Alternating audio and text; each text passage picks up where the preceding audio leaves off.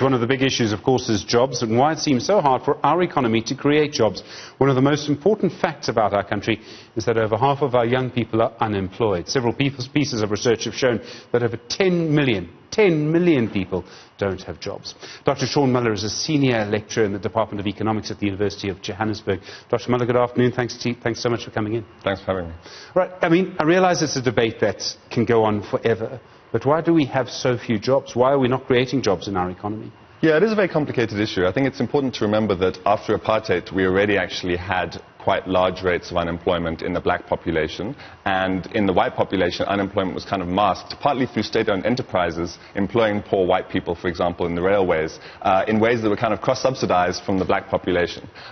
So we already had a structural unemployment problem at the end of apartheid, and then that has only increased over time. So effectively, democratic governments haven't really been able to address that, and unemployment has grown, partly because sectors in which we were previously somewhat successful have declined through competition and for other reasons. And so those are some of the main reasons why we're at this current situation. But that doesn't explain why the economy isn't creating jobs year to year. And that's partly, after 2008, we had the global financial crisis, which hit all countries around the world, and we were also affected, had a very negative effect on economic growth. But then we also had the Zuma years, state capture, and things like infrastructure investment, which should have happened 10 or 15 years ago, didn't happen. And so what we're now seeing is some of the consequences of that many years down the line. Okay, I mean, people like to blame, in no particular order, they will blame big companies, the economy of insiders and outsiders. They will also blame government. Is it government's fault?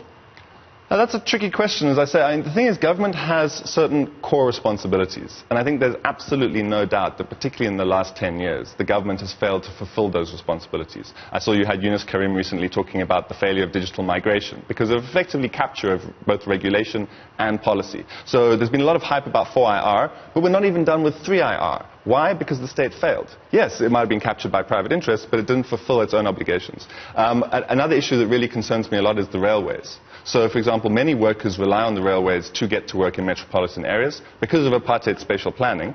And that infrastructure, both the infrastructure and the actual rolling stock, the trains and the coaches, should have been replaced ages ago. There was a massive tender that was put together, I think the biggest actually in the democratic era. And what happened? It was captured. There was huge amounts of corruption, and a lot of that hasn't gone through. So now we have commuters, for example, in the Western Cape, although it's been happening up here in Gauteng for a very long time, who can't get to work. They're stranded, they lose jobs, the businesses lose money and therefore have to cut back on the workforce. So those are just some examples. Government has not been meeting its obligations when it comes to things like infrastructure, service provision, and of course that will hamper the economy. Okay, at the same time, I mean, the global economy has changed. 30, 40 years ago, It was probably easier to buy a T-shirt or a suit made in South Africa. The president now, when he wants to, show his annual South African suit at the State of the Nation address, probably has to look quite hard. Yes, he probably does. I think, so these are in some ways distinct issues, because the way I like to think about it is the government fulfilling its basic functions that will allow citizens in the private sector to create jobs and operate at some basic level of competence, shall we say. And then the other one is government itself, through industrial incentives, through clever industrial policy, is it able to help the private sector, help individuals, to create more jobs than would be the case otherwise? And those are kind of two separate things, but unfortunately people tend to conflate them. So sometimes what happens is the government tries to solve basic failures, so you're not managing to get anything right on the railways, even though that actually shouldn't be a very complex problem. But you're coming up with all these very complex youth employment schemes, because that's where some of the bureaucrats like to operate, or maybe you've got some more competent people in that area. My own view is these kinds of fancy schemes are not going to compensate for basic state failure. It's also tempting, I mean, we can blame government, and people do, but a lot of other people will blame big business. They'll say that business is not creating jobs, it's the duty of them to do that. They're keeping people outside. Is there anything in that? Yeah, I don't think that really reflects an understanding of the kind of economy that we have. It's largely a market economy. Businesses don't create jobs, certainly in the kinds of economies that we have, out of some kind of notion of patriotism. They create jobs because they need people to work for them in order to make profit. And that's the system we actually have. If you look at legislation, the Companies Act and so forth, there's nothing the government can really do to compel business to create jobs even taking into account affirmative action policies and black economic empowerment policies and so forth. So the thing is, you have to create an environment in which business is going to need to employ people in order to produce the products or services that it does.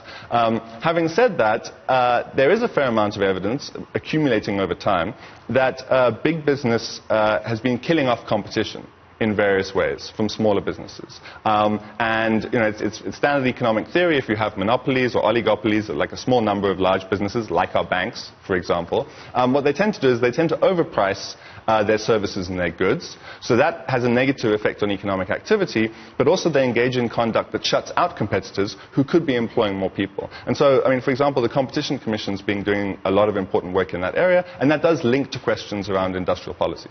Okay, these are deep-seated problems. They go back before the end of apartheid. Very much so, yes. Under apartheid, we had an extremely concentrated economy. We had cronyistic relationships between the state and state-owned enterprises.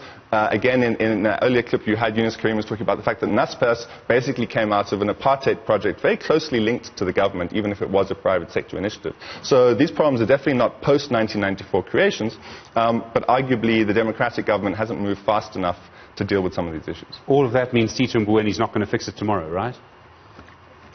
Certainly not. And in fact, these things, he doesn't even have the luxury of really being concerned about these issues. And again, this is something that concerns me, is that it's not actually the finance minister's job to really fix the economy. That might sound a very radical thing to say, but it's not. The finance minister's job is to make sure we have stable public finances. Okay? Now, of course, public finances are linked to what happens in the economy. But we're in a situation where public finances have been deteriorating now for at least 6 years. Okay? And when I say deteriorating, I mean beyond what was projected. So it started out with a financial crisis in 2008, and then in my view, because of what President Zuma did or didn't do after that.